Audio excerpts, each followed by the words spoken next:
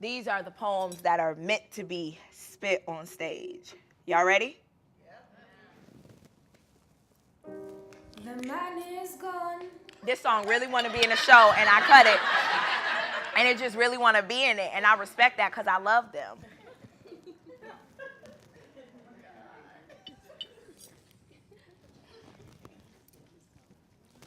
You see how I just stopped caring and was just, I'm just ready.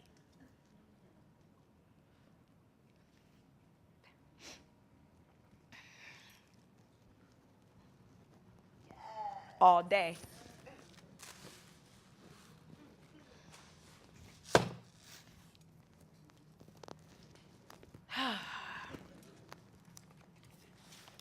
Shouts out to Dave McDuffie on the visuals.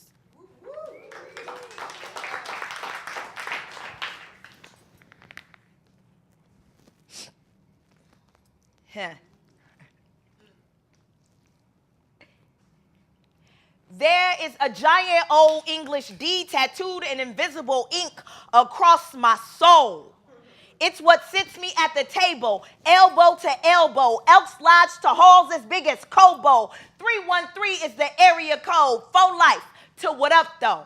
I'm the untold story you just don't know. The rose that breaks through concrete to grow. I am not afraid and have never been. I'm a Detroit girl, baby, and this world's resident. Future, past, and present tense. Is it making sense? See, you just don't get me. Fuck your pity. I rose from the streets, unpaved concrete, and some just gritty. I don't need for everything to be easy and pretty. I am born of Detroit City.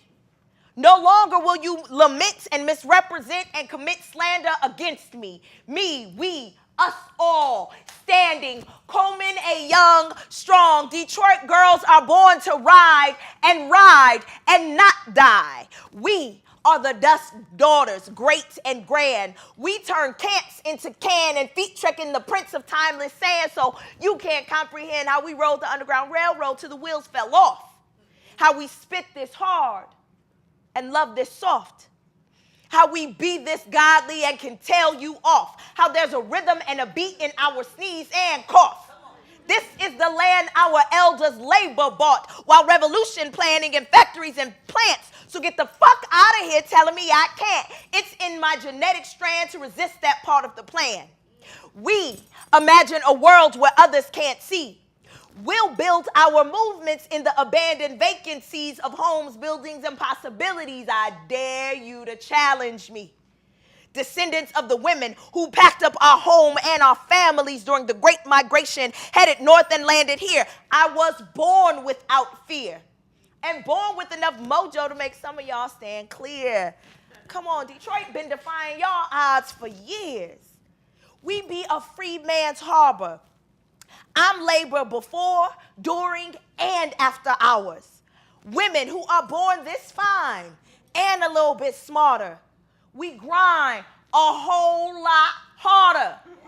But Detroit will not be this nation's martyr. Detroit girls were born to ride, not die. So some things I won't compromise, like my lion's pride, the tiger I got in my eyes, and I swear I got a pair of red wings to help me to fly. Been bad boys as symbols that greatness survives. That's how we thrive. We could feed 8 babies off of 1 serving. Baby girls start learning early enough in this game. No, we are not all built the same, but some of us are built to last. Well designed to sustain through the pain. I'm one, and your spirit is one. Understand the name, Detroit, Detroit, or the D. I am not easily persuaded or degraded. I build and destroy. Steel, aluminum, and alloy. And if my stride and ego annoys, know that it was cultivated between Woodward and Livernois. I am Detroit, a city that converts non-believers like Jesus. Please believe us, devout association is just one of Detroit's features. We gave home to ones bold enough to quest for freedom. But the media got y'all steady believing that we're helpless heathens. But what you're not seeing is how we are kick-ass artists and teachers, the ones to believe in. So I pledge allegiance to the city that raised me up. that made being black just the cusp, that taught me to recover when I fall in love and out of trust. I am built Chrysler, GM, and Ford tough. I am just soldier and lover enough. Detroit girls are born to ride and ride, not die.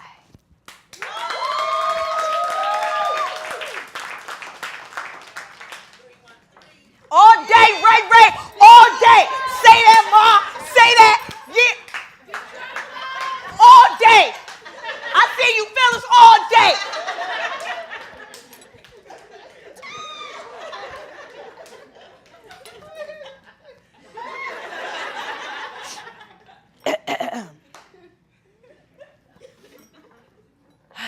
This piece that I'm about to spit, it was really powerful to do when I was in South Africa, because I was concerned if they had actually got word what we were saying opposed to what they were told we were saying. So this was a piece that I was constantly trying to do, like, wait, no, that's not my president. Like, hold up, wait, stop, no. And I actually wrote it years ago, which is the sad part. Yeah, shit.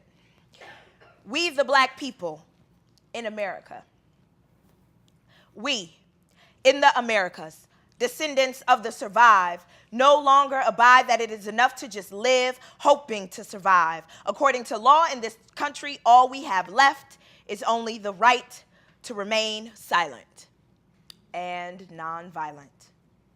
We, the faithful consumers of the televised, tuned in to see if Lady Justice screwed us over another time in this stolen nation, and we witnessed Lady Justice with her legs pried open, still raw from the wounds of forced entry. Each of us reliving an ancestor's muscle memory, remembering the cruel and vile slaughter that has been raised in this country for centuries.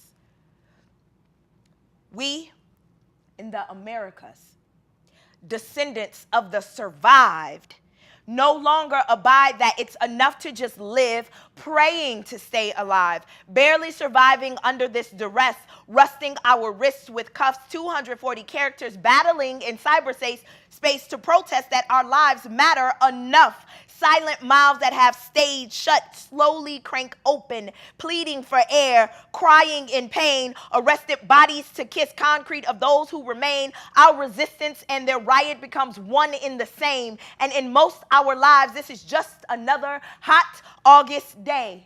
Swallowing fallen tears for fallen martyrs, now turned trending topic and think pieces and racial relation conversation starters. Life in America being black can't get now harder, living as the murderers and the slaughtered. We in the Americas, descendants of the survived, no longer abide that it is enough to just live, dying to survive.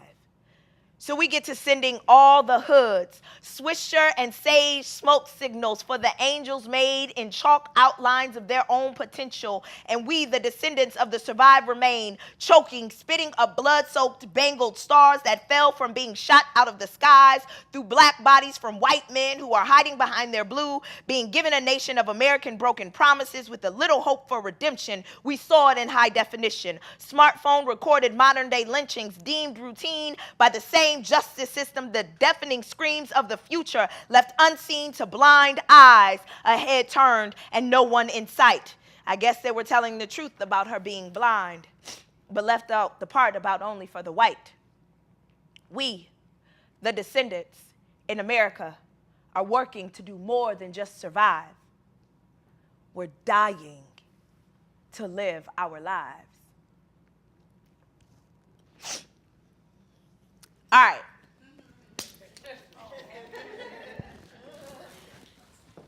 Where you at, Gordon?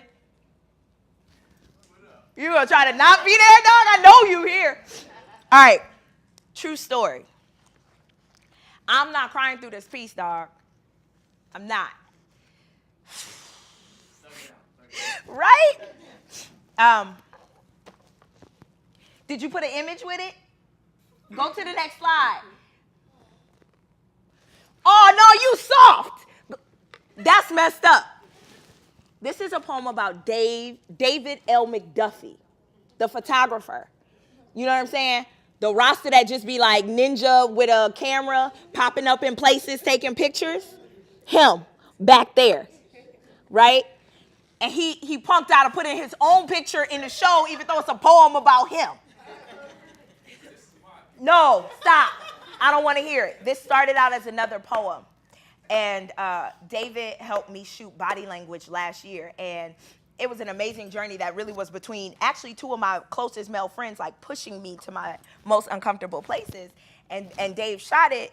And then when we did the piece, an elder was in the audience and it was all love poems. And then she was like, well, where's the poem about him? And I was like, huh? I ain't write one about him. And so that was our joke, like, oops, I don't have a Dave poem. And during the editing process for this book, this was another poem that I ended up going through the editing process, and my Ori was on fleek. And this was born. So this is the first time it's ever been heard by anybody. I think Dave is like maybe Dave and Yana the only ones. You so petty. Me, I heard it, girl. I heard it last week. Oh, that's why we can't have nothing nice. David calls me Harriet Thugman. I call him Gordon Sparks. This is why he called me Harriet Thugman. When Harriet went back the first time, it was so clear. Black women would be doing this shit for future years. Straight into the dark, cold-ass night with Freedom's Gate within her reach. See, that's the part of her story we barely teach. Why was she willing to risk her life each time? What kind of man was strong enough to stand by her side? What kept her hungry enough to free others' lives? What love she get enough of make the fight in her heart not die?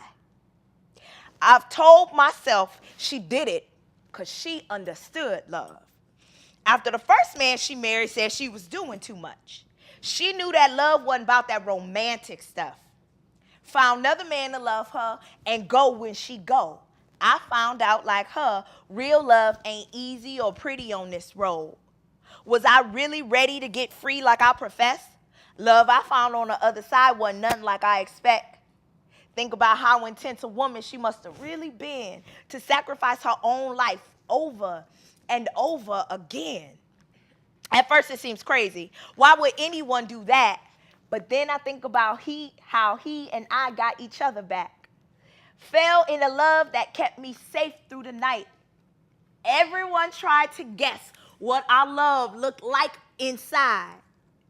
The fake love you see on silver screens ain't made real enough to be ours.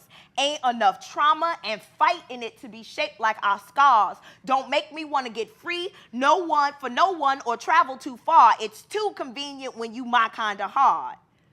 That love is fake. Too much polish and stink like something wrong. Ain't my kind of love, don't sound like no freedom song. He was there when the nightmares threatened to take my faint breath and the darkness vowed to keep me empty with nothing left. He was there. When I woke up screaming with tears running from cover underneath my pillow, beacon like my light shining, ready to go when I go.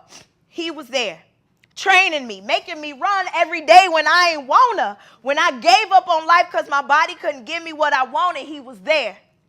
Wasn't nothing romantic about my terror, but he, my comrade, made my love and stronger than ever.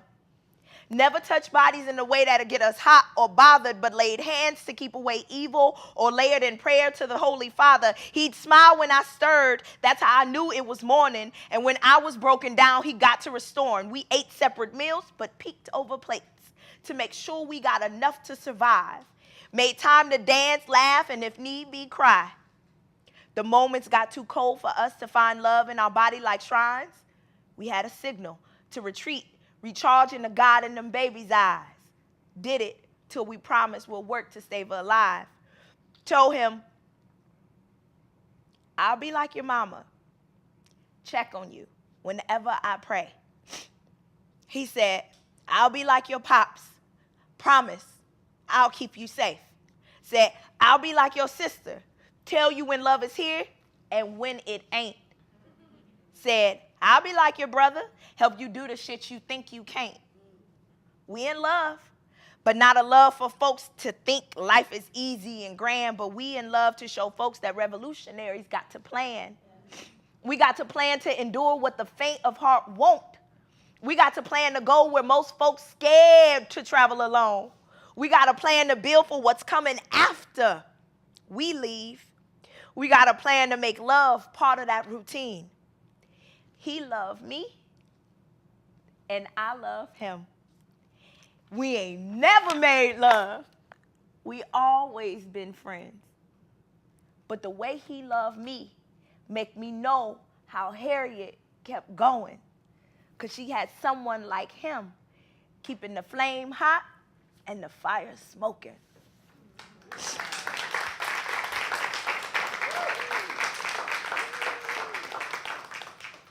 All right, y'all good? All right, let's do this. This is the last piece that I'm going to do. It's called Man Child in the Promised Land. Because my adoptive hood in Benning Park, Southeast Washington, D.C. told me I'd make a good mother. Because I've buried more sons than I've sent to college and refused to bury anymore. And refused to bury anymore.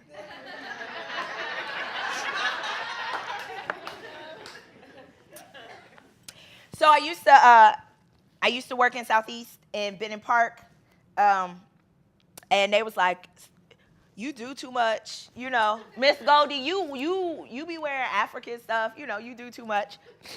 You do them rituals and stuff. Like you be like listening to drums." And I was like, "Yes." One day we talked about having babies. They was like, "You gonna get pregnant?" I said, "It's not always a mistake. Sometimes you could plan." And I was like, there are things I want to do. I'm going to, like, take the afterbirth. I want to plant a tree. They was like, "Ooh, that's nasty." And I said, I'm going to plant it in Benning Park. And I'm going to grow the tree in Benning Park, because y'all need more trees, not them trees. And that's where my son going to come. I'm going to have a son. He going to come back to this tree after he completes his rites of passage. And this is what I will tell him. I want the honor to birth and raise a man-child like you. The greatest honor I can be chosen to do is to carry a warrior in my womb. Let my umbilical cord carry consciousness like fuel, dripping passion into the veins that will bleed of courage and pride and honor and might. And when I labor at the bridge between death and life, I want to see a face a lot like yours. So any pain I endure will be swept away by the joy, because in a world where most seek to destroy, I want to give life to a black boy. I want to conceive a creator, to push and deliver a liberator, the respirator resuscitating resistance to revolutions that exclude him. With Fulani features, Igbo ego, and Maasai masculine, Akan strong, Zulu proud, and Yoruba like the men of your kin. You remind me it's so complex. I see the layers of your depth, the fight to gain respect. He'll have to be clever and vigilant to escape the systemic racism of his predisposition. His skin will invite fear and suspicion. 41 shots wouldn't miss him. And he'll learn to reject opposition with dignity. And never forget, even without a hoodie, your black maleness is a threat. And in the same breath, God. I know the contrast of the two seem odd. That's why every story we've ever discussed makes the difference between cufflinks and handcuffs. And giving no half of yourself will ever be enough. Righteous living and giving in this world will make you tough. I'll be sure to tell him, be particular about the words that come out of your mouth. They reveal the thoughts you keep in your head. You will be asked to testify your actions based on the words that you have said. Be strategic. Read the books your father read and the ones he didn't know or have a chance to get. Ask questions with sincerity, not ego. Fear pales in comparison to respect. Share your ideas without expecting to be understood. Your integrity, not your hubris, defines your manhood.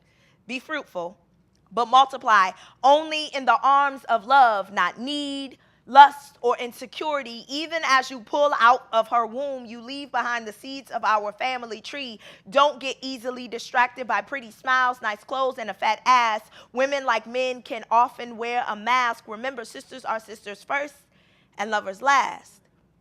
Be picky about the women you lay with, because you understand femininity. It is not in the skin of all women. It's the perfume of their divinity. Does she mimic me?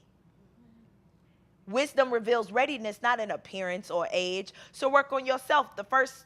Work on yourself first. The right one will be doing the same. Ask yourself, would you introduce her to the God of your understanding as to why you were created? If before you answered, you hesitated, she's not the one. Would you want her to raise your son and be your daughter's first example of what God is? This is about more than just raising kids. This is what nation building is. Does her purpose feed yours? Are you feeding the disease in the community or finding the cure? What are you living for? I can't pretend this is casual or that you have a choice. You don't. At this point, it's a war. You're the target because you are where the heart is, and the idea of your power puts fear in the hearts of cowards. You are more than just baby fathers. You're fathers of this revolution. The revolution starts when you discover your truth, so look into the eyes of the men who have invested in you. See yourself in them, the flowered seeds of strange fruit. And I know you have been scarred from a time before this, but that don't mean you stop. That's more reason to persist. A scar isn't proof of pain. Rather, it's just the opposite. It's evidence that the body will heal itself and the skin will protect it during the process. Whatever is toxic, go the other direction. The scars of your experience offer protection. You can't afford an infection now at this stage. Upon your conception, your father and I prayed, please let our love create a warrior man-child that saves. Please let our love create a warrior man-child that saves. Please let our love create a warrior man-child that saves. So you make the choice to steer clear of negative and go the other way. Here are the names: Denmark Vesey, Nat Turner, David Walker, Scottsboro Boys, Emmett Till. Write them down so you'll never fail to remember you're one of the black men looking to greet September. Despite the stench of death that August brings, turn this page. Amadou Diallo, Prince Jones, Oscar Grant, James Byrd, Jordan Davis, Trayvon Martin, Mike Brown. Those are some of the men of my generation that were slain. You and them are one and the same. Son, you're what we need. You get stronger carrying this on your way. You'll never break down if you continue to train. I can look you life in the eye and see flashbacks of the men of your tribe. There's a tree there for you to climb. And let the hood know it's time.